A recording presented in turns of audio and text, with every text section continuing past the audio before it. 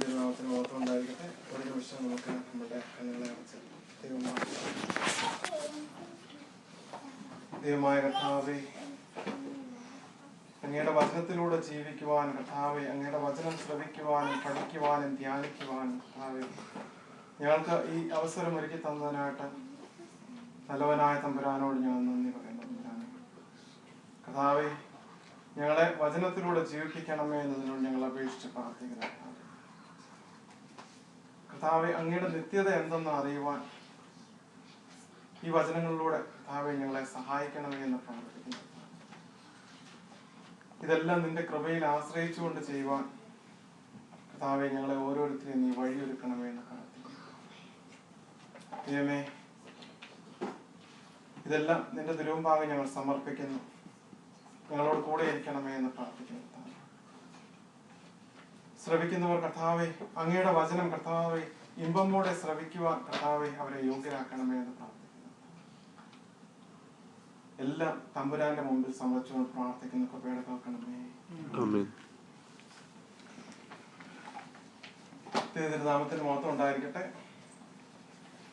ഇന്നത്തെ ചിന്തയ്ക്കായിട്ട് ഞാൻ എടുത്തിരിക്കുന്ന വിഷയം എല്ലാവർക്കും സുപരിചിതമായിട്ടുള്ള ഒരു വിഷയം തന്നെയാണ്. അത് എനിക്ക് തോന്നുന്നു പലപ്പോഴും നമ്മൾ പലയിടത്തും കേട്ട് അറിഞ്ഞിട്ടുള്ള ഒരു വചനമാണ്.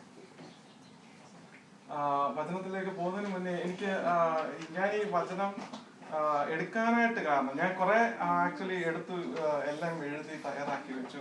പക്ഷെ എന്നിട്ടും അങ്ങോട്ട് ഒരു തൃപ്തി വന്നില്ല. പക്ഷെ ഇന്നലെ ഞാനിങ്ങനെ ഫേസ്ബുക്കിൽ പോയിക്കൊണ്ടിരുന്നു കഴിഞ്ഞപ്പോൾ അവിടെ ഞാനൊരു വീഡിയോ കാണുവാനായിട്ട് എനിക്കിടയായി. അവിടെ കണ്ട വീഡിയോ എന്ന് പറഞ്ഞു കഴിഞ്ഞാൽ അതായത് നാട്ടിൽ എടുത്തായിട്ടുള്ള ഒരു വീഡിയോ. ഒരു പയ്യൻ ഒരു റെസ്റ്റോറൻറ്റിൽ ചെന്നിട്ട് കുറെ പേര് കഴിക്കുന്ന ഒരു സ്ഥലം ഉണ്ടായിരുന്നു. അപ്പം അവിടെ കഴിച്ചുകൊണ്ടിരിക്കുന്ന ഒരു വ്യക്തിയോട് എനിക്ക് വിശക്കുന്നു, എൻ്റെ കയ്യിൽ പൈസ ഇല്ല, I don't have any money, I need something to eat, I'm really hungry എന്ന് പറഞ്ഞു. പക്ഷെ ആ കഴിച്ചുകൊണ്ടിരുന്ന ആ വ്യക്തി ഈ ചെറുക്കനെ കണ്ടിട്ട് വളരെ പുച്ഛത്തോടെ ഇത് ഗോ വേ എന്നുള്ള ആ ഒരു രീതിയിൽ അവനോട് സംസാരിക്കുകയും അവനെ പുറന്തള്ളുകയും ചെയ്യുന്നതായിട്ടുള്ള ആ ഒരു സീൻ. അവിടെ നിന്ന് ഇവൻ സങ്കടത്തോടെ വഴിയിലേക്ക് ഇറങ്ങിപ്പോവുകയും അവിടുന്ന് വഴിയിൽ ഇങ്ങനെ ചെല്ലുമ്പോൾ ഒരു മനുഷ്യൻ ഒരു ഭിക്ഷക്കാരന് ഒരു ബർഗർ കൊണ്ടു കൊടുക്കുന്നതായിട്ട് ഇവന്റെ കണ്ണിൽ പെടുന്നതായിട്ട് കാണാം. അപ്പം ഇത് കണ്ടിട്ട് ഈ ഭിക്ഷക്കാരൻ ബർഗർ കഴിക്കാൻ ഇങ്ങനെ എടുക്കുമ്പോൾ ഇവൻ ആ ബർഗർ ഭിക്ഷക്കാരന്റെ അടുത്ത് ചെന്നിട്ട് പറയാണ്, I'm really hungry, I don't have any money, I haven't eaten any food, I need something to eat, can I have half of your food? അപ്പം ആ ഭിക്ഷക്കാരൻ ഒരു നിന്നയും പറയാതെ അവന്റെ കയ്യിലിരുന്ന ആ ഒരു ബർഗർ എടുത്തിട്ട് പകുതി മുറിച്ച് ഈ പയ്യന് കൊടുക്കുന്നതായിട്ടുള്ള ആ ഒരു സന്ദർഭം അവിടെ അത് കണ്ടു കഴിഞ്ഞു കഴിഞ്ഞാൽ നമുക്ക് സങ്കടം തോന്നുന്ന ആ ഒരു വിധത്തിലാണ് അവിടെ ചിത്രീകരിച്ചിരിക്കുന്നത്. എന്ന് പറഞ്ഞു കഴിഞ്ഞാൽ ധനികനായ ഒരു മനുഷ്യന്റെ അടുത്ത് ചെന്നിട്ട് ഒരു വലിയ റെസ്റ്റോറൻറ്റിൽ ചെന്നിട്ട് അവന് അനേകം ഫുഡ് ഐറ്റങ്ങൾ അവന്റെ ടേബിളിന്റെ മുന്നിൽ വെച്ചിട്ടുണ്ട്. ആ ഫുഡ് ഐറ്റങ്ങളിൽ അവൻ ഏതെങ്കിലും ഒന്ന് കൊടുക്കാമെന്ന് വേണമെങ്കിൽ, പക്ഷെ അതൊന്നും കൊടുക്കാതെ അവിടുന്ന് അവനെ പുച്ഛിച്ച് തള്ളുന്നതായിട്ടുള്ള ആ ഒരു സന്ദർഭവും അവിടുന്ന് സങ്കടത്തോടെ ഇറങ്ങിച്ചെന്ന് ദരിദ്രനായ ഒരു ഭിക്ഷക്കാരന്റെ അടുത്ത് ചെല്ലുമ്പോൾ അവൻ അവിടുന്ന് അവന് കിട്ടിയ ദാനത്തിൽ നിന്ന് അവന് ആരോ കൊടുത്ത ഒരു ബർഗർ അതിന്റെ പകുതി ഈ അവന്റെ അടുക്കൽ വിശക്കുന്നു എന്ന് പറഞ്ഞ് കൈനീട്ടിയ വ്യക്തിക്ക് പകുതി കൊടുക്കുന്നതായിട്ടുള്ള ആ ഒരു സന്ദർഭം. ആ സന്ദർഭം നമ്മുടെ മനസ്സിൽ ഇട്ടുകൊണ്ട് നമുക്ക് ഇന്നത്തെ നമ്മുടെ വചനത്തിലേക്ക് കടക്കാം. ഇന്നത്തെ വചനം നമ്മളെല്ലാവരും കേട്ട് പരിചയമുള്ളതാണ്. അപ്പം എൻ്റെ വ്യക്തിപരമായ ഒരു ഇതെന്ന് പറഞ്ഞു കഴിഞ്ഞാൽ നമ്മൾ വചനങ്ങൾ കേൾക്കും തോറും നമ്മളുടെ ഹൃദയത്തിൽ അത് ആഴമായിട്ട് പതിക്കുകയാണ് ചെയ്യുന്നത്. അപ്പം നമ്മൾ എത്ര വിവരിച്ചു കഴിഞ്ഞാലും അതിന്റെ ഏതെങ്കിലും ഒരു അംശമായിരിക്കും ഇന്ന് നമ്മളുടെ ഉള്ളിൽ തട്ടുന്നത്. പലപ്പോഴും കേട്ടിട്ടുണ്ടെങ്കിലും ചിലപ്പം കേട്ടത് പെട്ടെന്ന് ഒന്ന് തട്ടി ഉണർത്തുവാനുള്ള ഒരു അവസരമായിരിക്കും ഇത്. ഇന്നത്തെ വചനം വിശുദ്ധ മത്തായിയുടെ സുവിശേഷം 19-ാം അധ്യായം 23 മുതൽ 30 വരെയുള്ള വാക്യങ്ങൾ. The Gospel according to Saint Matthew, chapter 19, verses 23 to 30. Saint Matthew, chapter 19, verses 23 to 30. യേശു തന്റെ ശിഷ്യന്മാരോട്, ധനവാൻ സ്വർഗ്ഗരാജ്യത്തിൽ കടക്കുന്നത് പ്രയാസം തന്നെ എന്ന് ഞാൻ സത്യമായിട്ട് നിങ്ങളോട് പറയുന്നു. ധനവാൻ ദൈവരാജ്യത്തിൽ കടക്കുന്നതിനേക്കാൾ ഒട്ടകം സൂചിക്കുഴയിൽ കൂടെ കടക്കുന്നത് എളുപ്പമെന്ന് ഞാൻ നിങ്ങളോട് പറയുന്നു എന്ന് പറഞ്ഞു. അത് കേട്ട ശിഷ്യന്മാർ ഏറ്റവും വിസ്മയിച്ചു. എന്നാൽ രക്ഷിക്കപ്പെടുവാൻ ആർക്ക് കഴിയും എന്ന് പറഞ്ഞു. യേശു അവരെ നോക്കി, അത് മനുഷ്യർക്ക് അസാധ്യമെങ്കിലും ദൈവത്തിന് സകലവും സാധ്യം എന്ന് പറഞ്ഞു. പത്രോസ് അവനോട്, ഞങ്ങൾ സകലവുമായിട്ട് തന്നെ അനുഗമിച്ചുവല്ലോ, ഞങ്ങൾക്ക് എന്ത് കിട്ടുമെന്ന് ചോദിച്ചു. യേശു അവരോട് പറഞ്ഞത്, എന്നെ അനുഗമിച്ചിരിക്കുന്ന നിങ്ങൾ പുനർജനനത്തിൽ മനുഷ്യപുത്രൻ തന്റെ മഹത്വത്തിന്റെ സിംഹാസനത്തിൽ ഇരിക്കുമ്പോൾ നിങ്ങളും 12 സിംഹാസനത്തിൽ ഇരുന്ന് ഇസ്രായേൽ ഗോത്രത്തെ 12-നെയും ന്യായം വിധിക്കുമെന്ന് ഞാൻ സത്യമായിട്ട് നിങ്ങളോട് പറയുന്നു. എന്റെ നാമനിമിത്തം വീടുകളെയോ സഹോദരന്മാരെയോ സഹോദരികളെയോ അപ്പനെയോ അമ്മയെയോ മക്കളെയോ നിങ്ങളുടെയോ വീടോ വിട്ടുകളഞ്ഞ് എല്ലാം 100 മടങ്ങ് ലഭിക്കും. അവൻ നിത്യജീവനെയും അവകാശമാക്കും. എങ്കിലും മുൻപന്മാർ പലർ പിൻപന്മാരും പിൻപന്മാർ മുൻപന്മാരുമാകും. എനിക്ക് തോന്നുന്നു നമുക്ക് പൂർണ്ണമായിട്ട് റിലേറ്റ് ചെയ്യാവുന്ന ഒരു സ്റ്റോറിയാണ് ഞാൻ കണ്ട ആ വീഡിയോയുടെ. അത് ഇവിടെ കാണുന്നുണ്ട്. ധനവാന്മാർക്ക് സ്വർഗരാജ്യത്തിൽ കടക്കുവാൻ പ്രയാസമാണെന്നുള്ള ഒരു ഉത്തമ ഒരു വ്യാഖ്യാനമാണ് ഇവിടെ ദൈവത്തിന്റെ വചനത്തിലൂടെ നാം കാണുന്നത്. സാധിക്കാത്തതിനെ സാധിക്കുവാൻ കഴിയും എന്നുള്ള ഒരു സൂചികം, അതാണ് ഇവിടെ ഈ വചനത്തിൽ നമുക്ക് കാണുവാനായിട്ട് കഴിയുന്നത്. ഈ സൂചിക്കുഴി എന്ന് പറയുന്നത് അവിടെ ഈ ക്യാമലിനെ ഉദ്ദേശിച്ചിരിക്കുന്നത് പല ആൾക്കാരും പല രീതിയിലാണ് അവിടെ വ്യാഖ്യാനിച്ചിരിക്കുന്നത്. ചില ആൾക്കാർ വ്യാഖ്യാനിച്ചിരിക്കുന്നത് അത് ജെറുസലേം അവിടുത്തെ മതിലിന്റെ ചെറിയ വാതിലുകളുണ്ട്. അത് ഈ അർദ്ധരാത്രി കഴിഞ്ഞ സമയത്ത് അതുവഴി പോകാനായിട്ടുള്ള ചെറിയ വാതിലുകളാണ്. അപ്പം ഈ ക്യാമലിന് കൊണ്ടുവരുന്ന ആൾക്കാർക്ക് ഒരിക്കലും ആ ചെറിയ വാതിലിൽ കൂടെ കടന്ന് ആ സമയത്ത് പോകുവാനായിട്ട് സാധിക്കത്തില്ല. അങ്ങനെ ഒരു ഉദാഹരണം കൂടെ ഉണ്ട്. അതുമല്ലാതെ ക്യാമലിന് ഗ്രീക്കിൽ അല്ലെങ്കിൽ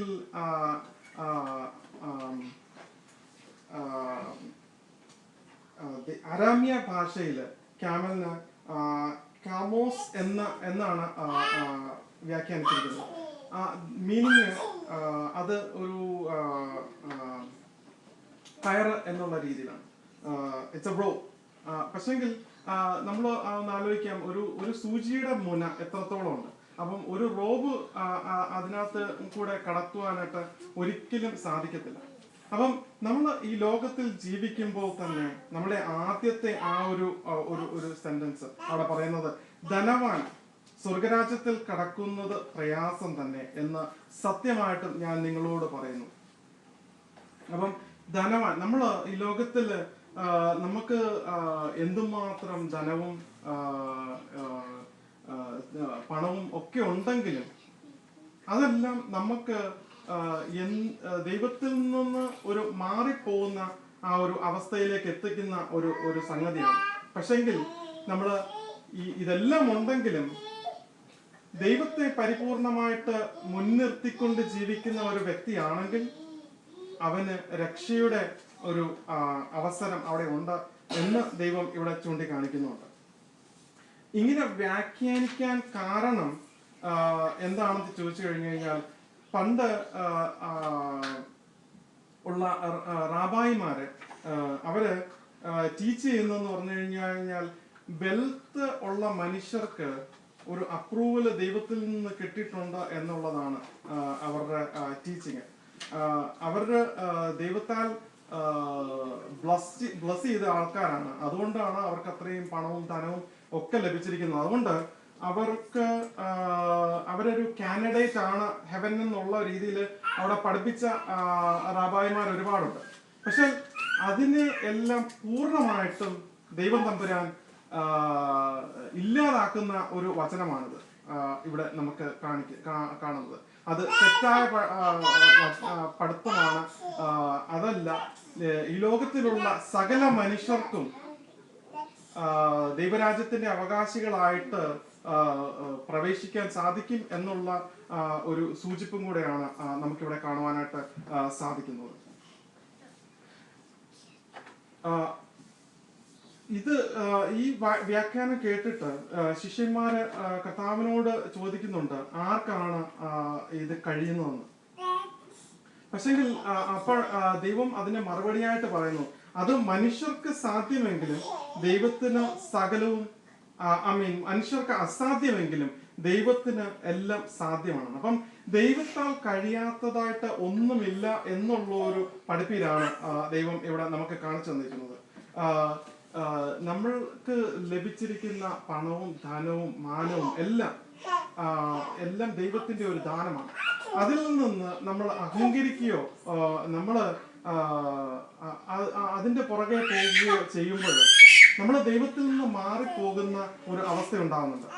ഇപ്പം നമുക്ക് കാണുവാനായിട്ട് സാധിക്കും, ഒരു പണക്കാരനെ സംബന്ധിച്ചിടത്തോളം അവന്റെ ഒരു വീടിന്റെ വാതിൽ തുറന്നിടുവാനായിട്ട് അവന് ഭയങ്കര പ്രയാസമാണ്. എന്ന് പറഞ്ഞു കഴിഞ്ഞാൽ കള്ളന്മാർ അകത്ത് കിടക്കുമോ, അല്ലെങ്കിൽ ആരെങ്കിലും വരുമോ, സാധനങ്ങൾ എടുത്തുകൊണ്ട് പോകുമോ എന്നുള്ള ആ ഒരു ഭയം അവന് എപ്പോഴും ഉണ്ട്.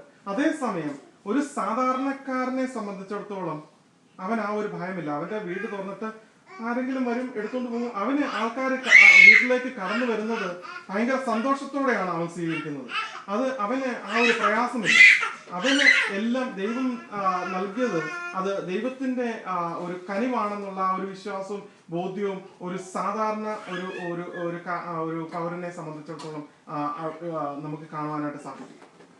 പക്ഷെങ്കിൽ നമുക്ക് ധനവും മാനവും എല്ലാം കിട്ടുമ്പോൾ അത് നമ്മളെ ഓരോ പരീക്ഷണങ്ങളിലേക്ക് കൂട്ടിക്കൊണ്ടുപോകുന്നതായിട്ടാണ് നമുക്ക് കാണാൻ സാധിക്കുന്നത്.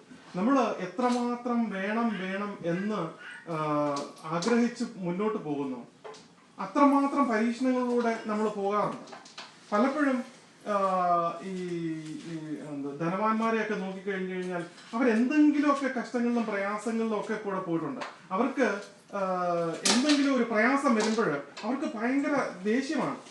അവർക്ക് മറ്റൊന്നിനെ പറ്റിയും അവർക്ക് വിചാരമില്ലാത്ത ഒരു അവസ്ഥയും അവിടെ ഉണ്ടാകുന്നുണ്ട്.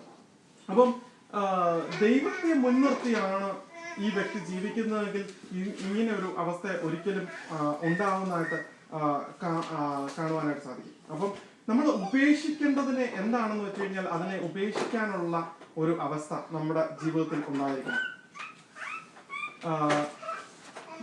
നമ്മൾ പലപ്പോഴും നമ്മൾക്ക് ലഭിച്ചിരിക്കുന്ന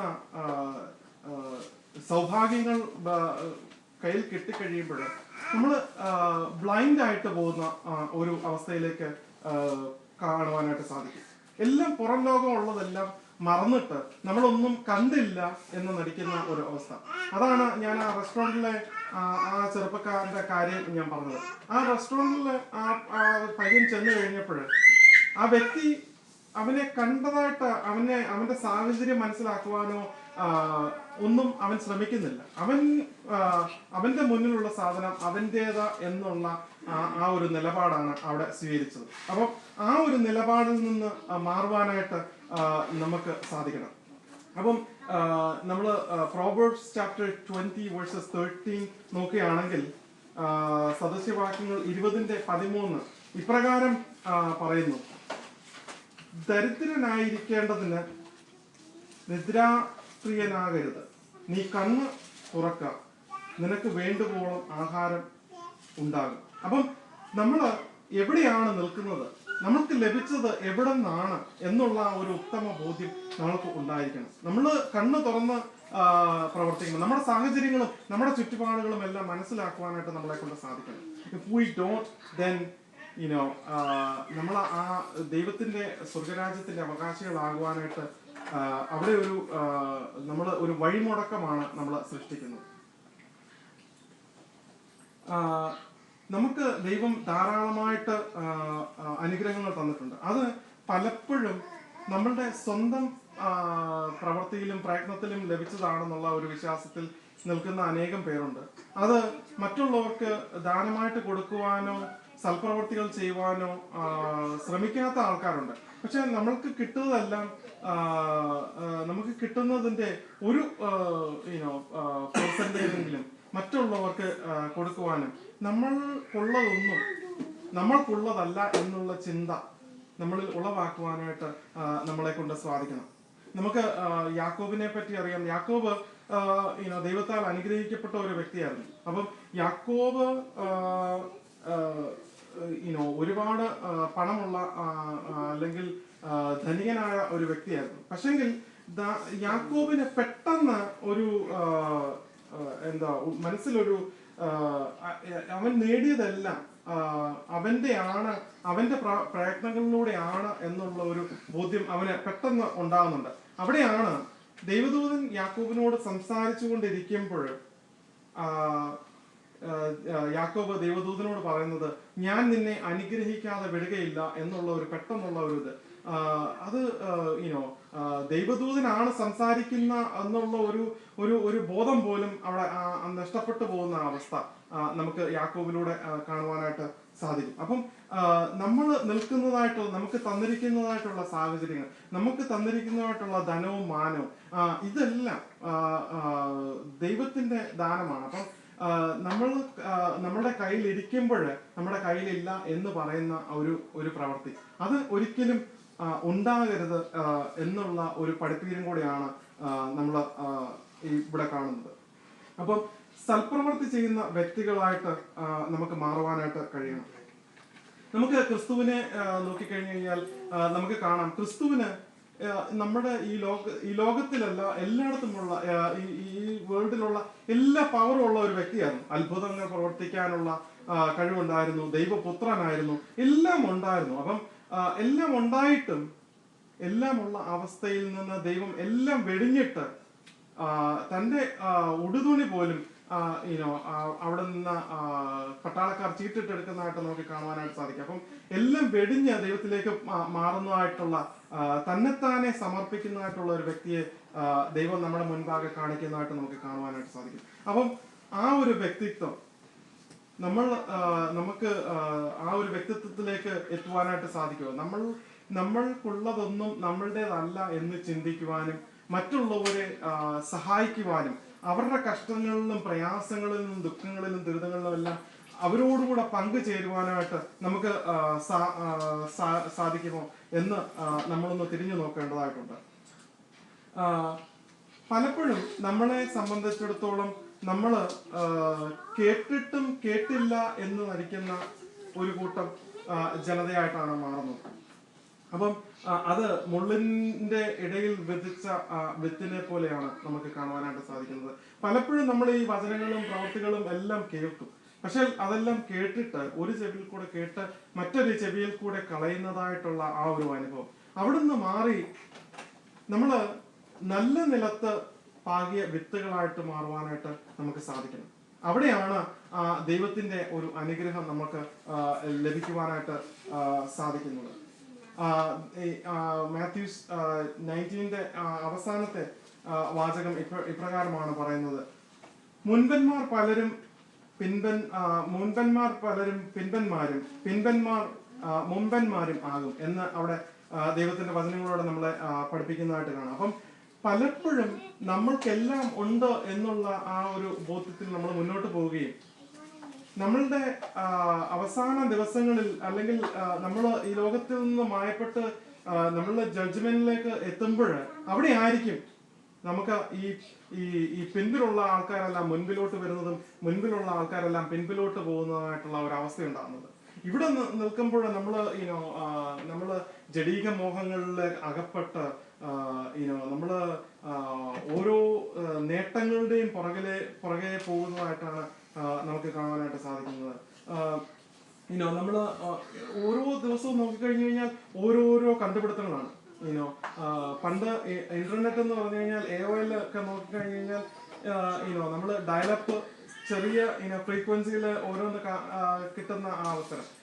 ഇപ്പോഴും ഞാൻ ഇന്ന് ഒരു ഇത് നോക്കി കഴിഞ്ഞപ്പോൾ റിവ്യൂ നോക്കി കഴിഞ്ഞപ്പോൾ ഹോങ്കോങ്ങില് അവരുടെ ഇന്റർനെറ്റ് സ്പീഡ് എന്ന് പറഞ്ഞു കഴിഞ്ഞാൽ 65.5 മെഗാബൈറ്റ്സ് ആണ് അവരുടെ. അതാണ് ലോകത്തിലെ ഏറ്റവും കൂടുതൽ സ്പീഡുള്ള ഇന്റർനെറ്റ് കണക്ഷൻ കിട്ടുന്നതായിട്ടുള്ള സ്ഥലം. അപ്പം ആ ഒരു എന്ന് പറഞ്ഞാൽ മനുഷ്യന്റെ ഓട്ടമാണ്.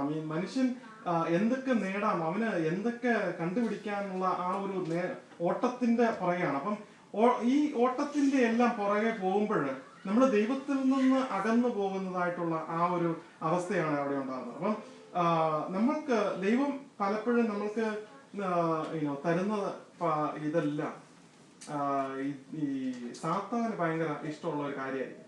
ബിക്കോസ് അവന് പരീക്ഷിക്കാനും അവനെ നമ്മൾക്ക് നമ്മളെ കൊണ്ട് ഉപയോഗിക്കാൻ പറ്റുന്ന ഒരു അവസരമാണ്. നമുക്ക് ഇപ്പൊ ഒരു 10 മില്യൺ ഡോളേഴ്സ് അടിക്കുമെന്ന് വെച്ചോ, ഇപ്പം എവിടുന്നെങ്കിലും കിട്ടുക. അപ്പോൾ നമ്മളോട് ആരെങ്കിലും ഒരു വ്യക്തി വന്ന് പറയാം, നീ ഒരു കാര്യം ചെയ്യാം, നിനക്ക് വെറുതെ കിട്ടിയല്ലേ, നീ അത് മറ്റുള്ളവർക്ക് കൊടുക്കാനായിട്ട് ആ വ്യക്തി പറഞ്ഞു കഴിഞ്ഞാൽ നമ്മുടെ ആ മനസ്സിലുണ്ടാകുന്ന അപ്പോഴത്തെ ആ ഒരു അവസ്ഥയൊന്ന് ചിന്തിച്ചു നോക്കി. ഈർഷമായ ഒരു അവസ്ഥ അത് നമ്മളുടെ കുടുംബത്തിലുള്ള അല്ലെങ്കിൽ ഒന്നി ഭാര്യയോടോ അല്ലെങ്കിൽ ആരോടെങ്കിലും പറയുമ്പോഴത്തേക്ക് അവര് നമ്മളോട് പറയുന്നത് ഇപ്രകാരമായിരിക്കും. വീട്ടിൽ കാറിന്റെ ബില്ല് അടയ്ക്കണം, മോർഗേജ് അടയ്ക്കണം, മറ്റടയ്ക്കണം, പിള്ളേരുടെ പഠിത്തം, ഇതെല്ലാം ഉണ്ട്.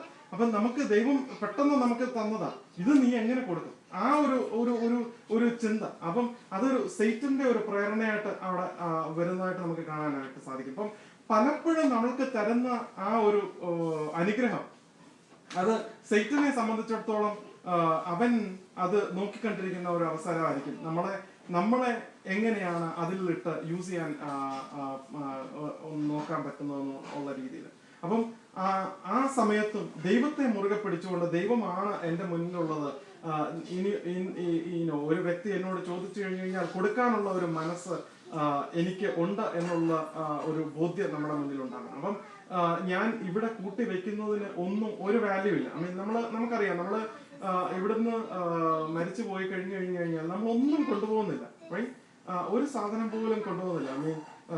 അപ്പം നമ്മൾ കൂട്ടി വെക്കുന്നതും വിതയ്ക്കുന്നതും എല്ലാം വെറുതെ ആയി പോകുന്ന ഒരു അവസ്ഥയാണ് അവിടെ ഉണ്ടാകുന്നത്. അപ്പം നമ്മൾ ബൈബിൾ വചനങ്ങളിലൂടെ വായിക്കുന്നത് പോലെ നമ്മൾ പക്ഷികളെയും പറവകളെയും ഒക്കെ നോക്കിക്കഴിഞ്ഞാൽ അവര് വിതയ്ക്കുന്നില്ല, കൊയ്യുന്നില്ല, കൂട്ടി വെക്കുന്നില്ല. പക്ഷെ മനുഷ്യനാണെങ്കിലോ എല്ലാം നാളത്തേക്ക് എന്നുള്ള ആ ഒരു കൂട്ടിവെപ്പിലാണ്. പക്ഷെ അവന് ഈ അനുഗ്രഹങ്ങളെല്ലാം ലഭിക്കുമ്പോഴും അവൻ ദൈവത്തിൽ നിന്ന് മാറിപ്പോകുന്ന ഒരു അവസ്ഥ ഉണ്ടാകുന്നുണ്ട്. പക്ഷെ ദൈവത്തിൽ നിന്ന് കിട്ടുന്ന അനുഗ്രഹങ്ങളെല്ലാം ദൈവത്തിൽ നിന്നുള്ള ദാനമാണെന്ന് പരിപൂർണമായിട്ട് മനസ്സിലാക്കുകയും ദൈവത്തിനോട് നന്ദി പറയുകയും നമ്മളുടെ ജീവിതത്തിൽ ഒരു റിപ്പന്റൻസ് ഉണ്ടാകുകയും ചെയ്യുമ്പോഴാണ് നമ്മൾ സ്വർഗരാജ്യത്തിന് പൂർണ്ണമായിട്ടും അവകാശികളാകുവാനായിട്ട് നമ്മളെ കൊണ്ട് സാധിക്കുന്നത്.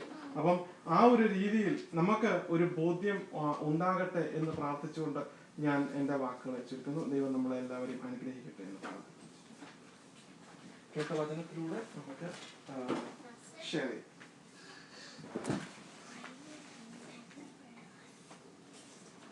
പറഞ്ഞ സമയത്ത് എനിക്ക് ധനികൻ എന്ന് പറഞ്ഞ സമയത്ത് ആദ്യം മനസ്സിൽ വന്ന് ധനികനും ലാസറിന്റെ കാര്യമാണ് വന്നത്.